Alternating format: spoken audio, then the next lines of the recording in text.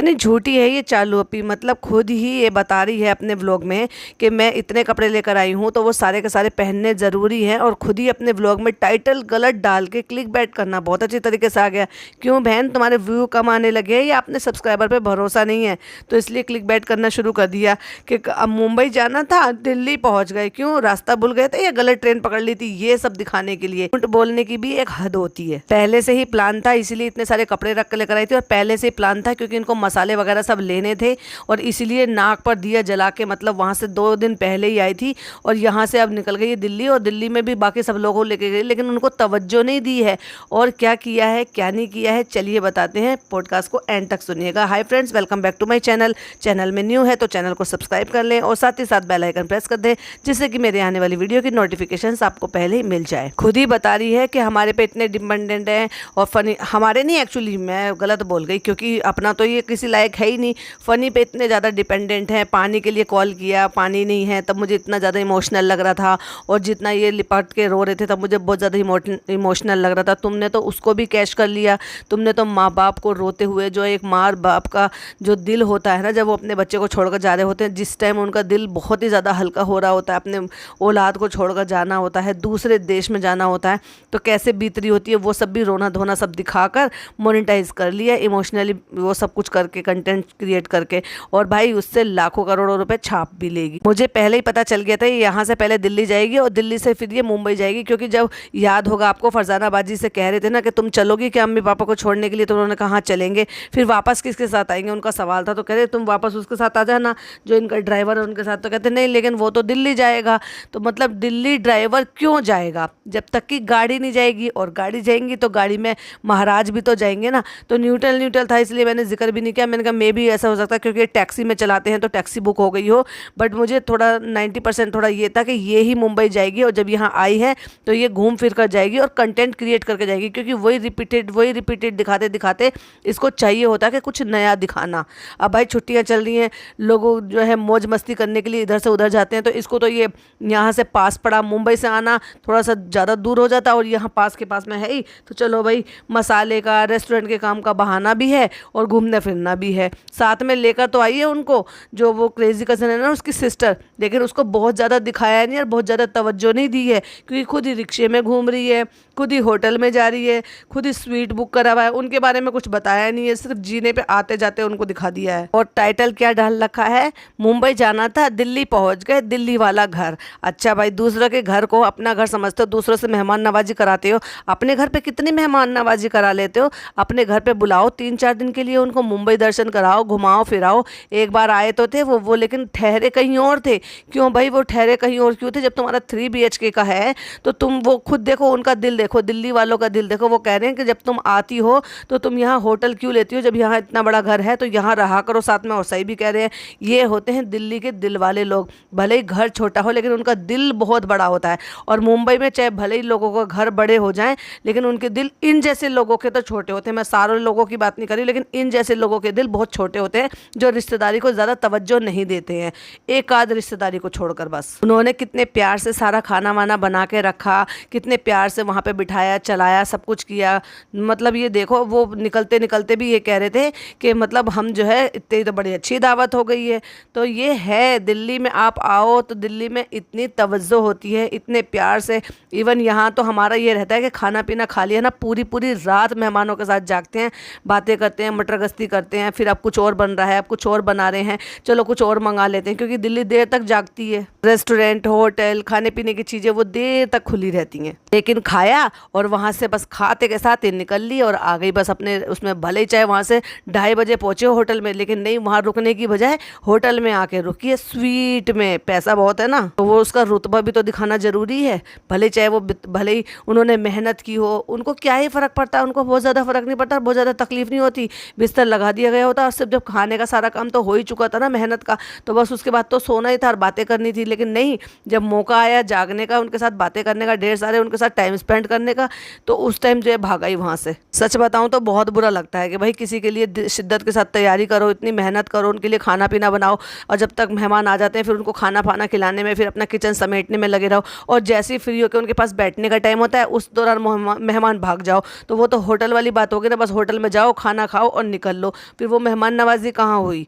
जिस टाइम पे उनका मन था कि ये रुके बैठे बातें करें, उस टाइम तो ये भाग गई वहाँ से। कितना झूठ बोलती है, कितना झूठ बोलती है। मतलब इसने वहाँ से निकल कर, और जहाँ पे ये चाय पानी नाश्ते के लिए बीच में रुके थे, लखनऊ से जब दिल्ली के लिए आ रहे थे, कितना पक पक पक पक पक पक, और देखो घबराहट सारी भाग गई है।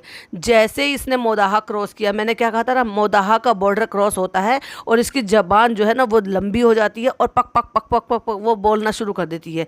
और वैसे तुमने डांटा, प्लेट गिर गई, मतलब मुंह से आवाज़ नहीं निकलेगी इसकी। ऐसा लगता है जैसे आवाज़ को चोट लग गई हो, दिमाग को चोट लग गई हो।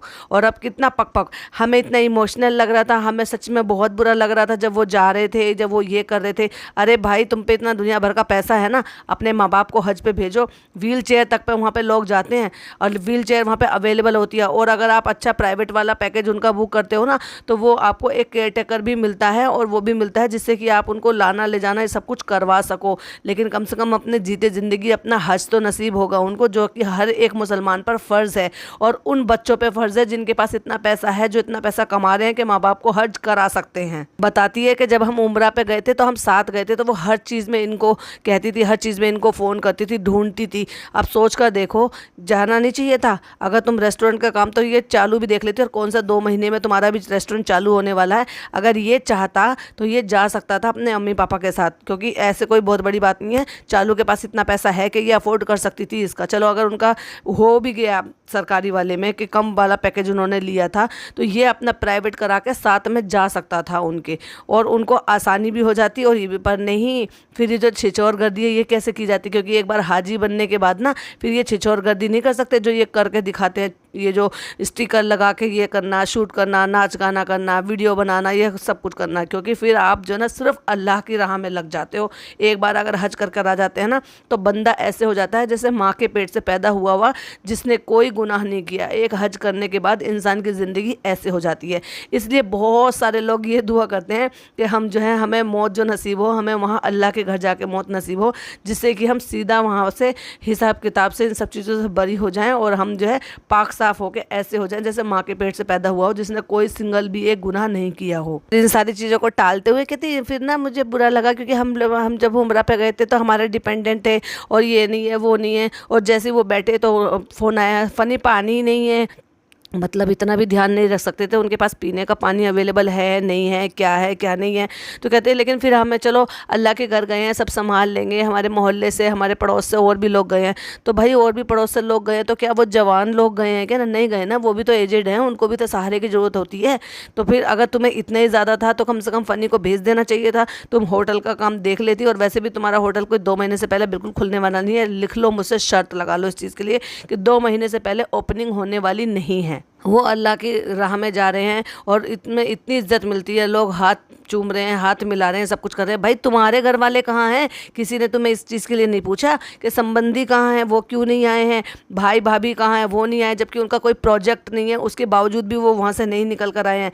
बट नहीं, अगर जाती नानी, अगर जाती खाला तो वो आते, लेकिन बाकी ये है कि संबंधियों से उनको लेना देना ही क्या। और वैसे भी वो जब बहुत ज़्यादा खुश नहीं है तुम्हारी शादी से। तुम खुश हो ना, क्योंकि तुम जो है ना वहाँ से किसी की एक जो है निकम्मी औलाद को उठा कर ले आए हो और उसको अपने पीछे लट्टू बना के रखा हुआ है। तुम खुश हो उस चीज़ से, वो थोड़ी ना खुश हैं। वो तो बल्कि इस चीज़ से ज़्यादा खुश थे कि तुम वहाँ से शादी करके अपने विदाई लेके ना यहाँ आ जाती, तो शायद उनकी भी ज़िंदगी काफ़ी हद तक सुधर चुकी होती और उनकी अम्मी की ज़िंदगी भी सुधर चुकी होती, जो कि ऑलरेडी जो है शोएब इस बात को चाहते थे कि ये जाए और अम्मी की लाइफस्टाइल और हेल्दी लाइफस्टाइल जो है लौट आए। कि परेशानी की जड़ तुम हो, सबको बिगाड़ने की जड़ तुम हो, हर किसी की लाइफस्टाइल बिगाड़ने की जड़ तुम हो। चाहे फिर वो बच्चे हो जिनको तुम पढ़ने नहीं देती, चाहे फिर तुम्हारी माँ हो जिनको तुम अच्छे से प्रॉपर तरीके से डाइट नहीं करने देती, जिसको प्रॉपर से तरीके से अपनी हेल्थ की तरफ ध्यान नहीं देती। अब वहाँ चलो अम्मी, अब यहाँ चलो अम्मी, अब ये खा लो अम्मी, अब वो खा लो अम्मी, अब ये सूट बना लो अम्मी, अब वो सूट बना लो अम्मी, दुनिया भर की अनहेल्दी लाइफस्टाइल की तरफ उनको लेकर चली गई। और देखो पहली बार ऐसा हुआ कि चालू अपी ने गुड मॉर्निंग करी होटल से, लेकिन रूम टूर नहीं दिया। वाह चालू अपी, दिमाग लगता है कि मुदाहा में छोड़ के आ गई हो घबराहट की वजह से। देखो यहाँ से कुछ मसाले लेने थे और एक दो शेफ से भी बात करनी थी, तो ये इनका प्री प्लान था। तो फिर गलत टाइटल डालकर अपनी पब्लिक को बेवकूफ़ बनाने का क्या तरीका था। मतलब आ गई ना वही अपनी, तुम भी उसी फेकम फेक वाली ज़िंदगी में, मतलब जो और व्लॉगर्स करते हैं, क्लिक बैट करते हैं, तो तुम ही कौन सा खरी हो, तुम भी उनमें से ही हो। तो इतने ऐसे लोग हैं, इनको बिल्कुल मैनेजमेंट किसी भी तरह का नहीं करना आता। मतलब इनको टिकट का अभी तक भी नहीं पता है। 8 दिन हो गए इनको यहाँ पे रहते हुए, और इनको ये भी पता था कि अम्मा पापा की कौन से दिन की फ़्लाइट है। क्या 8 दिन पहले टिकट नहीं बुक हो सकती थी? और अगर नहीं हो सकती थी उससे पहले तो करना चाहिए था ना, जब ये भी पता था कि अम्मा पापा का कौन से दिन की फ़्लाइट है, मुझे कौन से दिन वापस आना है। तो भाई तुम यहाँ से जाने से पहले जाने की भी टिकट बुक करते और आने की भी टिकट बुक करते, पर नहीं, तुम्हें तो एक मछली पानी में छपाक छपाक करने से फुर्सत ही आती। एक्चुअली तुम मछली नहीं हो, तुम क्या हो? मेरे सब्सक्राइबर मुझे खुद बता देंगे। प्लीज़ कमेंट करके ज़रूर बताइएगा कि इस जगह पर क्या बोलना चाहिए। नई बात सुन लो, तुम क्या कर रहे हो फ़ोन में? कहते हैं भाई इतना काम होता है, इतना काम होता है मेरे पास, तुम समझ नहीं रही हो मेरे पास कितना काम होता है, तुम तो बस ऐसी कहती रहती हो। ओ माय गॉड, तुम्हारे पास काम, तुम्हारे पास काम? जिसके पास कोई काम नहीं है उसके पास काम नहीं। तुम्हारे पास पता है क्या काम है? कमेंट डिलीट करने का काम है।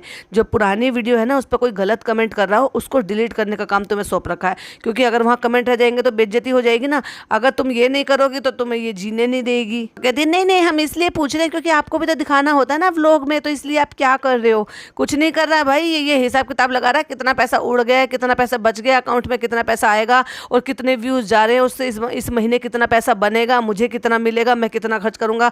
अगले महीने की प्लानिंग कर रहा है कि मुझे क्या क्या खरीदना है, इससे क्या क्या खर्च करवाना है, ये सारी प्लानिंग कर रहा है वो। इसलिए उसको ना व्लॉग में आने का इतना ज़्यादा शौक नहीं है, उसको पैसे से मतलब है। और जो तुमने काम दे रखा है ना कमेंट डिलीट करने का, वो कर रहा है वो। रूम के हालात आप देख सकते हैं, हम जब भी जाते हैं ये नहीं लेकर जाते, मतलब टूथपेस्ट ये लेकर नहीं आती है कभी भी।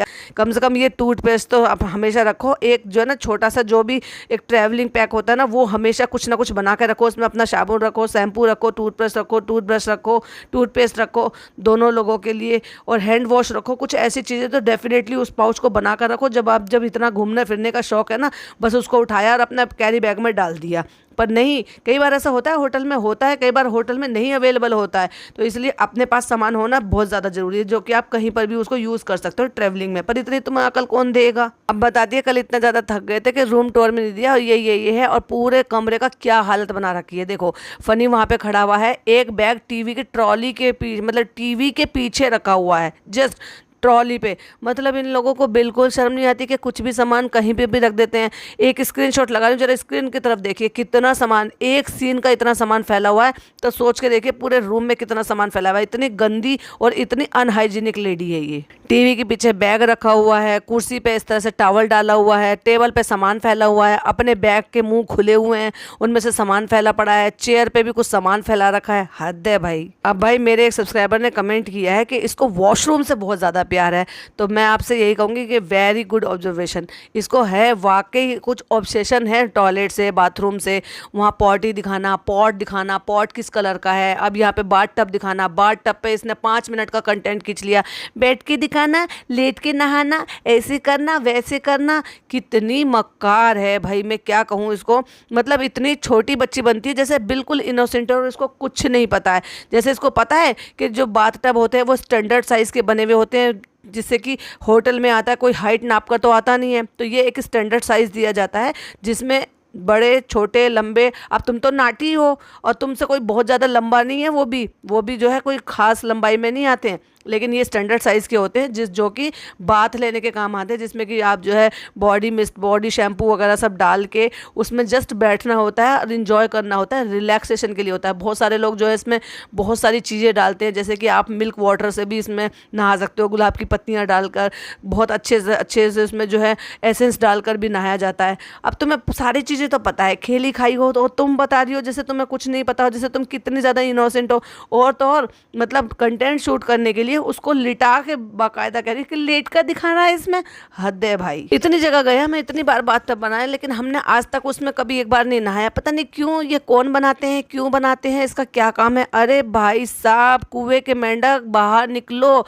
एक्चुअली तुम्हारा जो लेवल है ना वो उस लायक नहीं है, तो तुम ना प्लीज़ प्लीज़ मेहरबानी करके ना स्वीट मत बुक करा करो, क्योंकि हर स्वीट में आपको बाथ टब मिलेगा ही। और थोड़ी सी ट्रेनिंग इस चीज़ की भाभी से और ले ली होती, वैसे भी भाभी ने तुम्हें बहुत कुछ सिखाया है, तो ये भी सिखा दिया होता, ये भी पूछ लिया होता उनसे कि भाभी अगर हम जैसे स्वीट बुक करते हैं और वहाँ जो बाथ टब होते हैं उसका क्या यूज़ है, वो क्यों बने हुए होते हैं, वो तुम्हें बता देती। हर चीज़ जो है सब्सक्राइबर को छोड़ देती है। आपने कभी नहाया है ये ज़रूर बताना। नहाते नहीं हैं उसमें, नहाने के लिए शावर का जो कैबिन है वो अलग होता है, शावर में नहाया जाता है। वहाँ जस्ट रिलैक्स के लिए होता है, रिलैक्सेशन के लिए होता है, बस आपको खुशबू में इंजॉय करना है। बहुत सारे लोग वहाँ पे अपना फ़ोन में कुछ देखते हैं, टीवी भी लगा होता है वहाँ पर। बहुत सारे लोग जो है ना रिलैक्स मोड में चले जाते हैं। बहुत सारे लोग तो स्लिप भी ले लेते हैं कि हाँ बस रिलैक्स हो गया, बड़ा अच्छा लगता है, क्योंकि बॉडी को जब आराम मिलता है। बहुत सारे लोग गुनगुने पानी में नहाना पसंद करते हैं, बहुत सारे लोग जो है नॉर्मल पानी में नहाना शुरू करते हैं। एक्चुअली वो उनको रिलैक्स मोड पर रहना होता है, और तुम्हें क्या पता। और फनी कह रहे हैं, बहुत सारे लोग यहाँ पे मौज मस्ती करने आते हैं ना, वो ही सब करते हैं। भैया हमें तो इतना सारा काम है, हमें तो सांस लेने की भी फुर्सत नहीं है। रियली तुम्हें सांस लेने की फुर्सत नहीं है?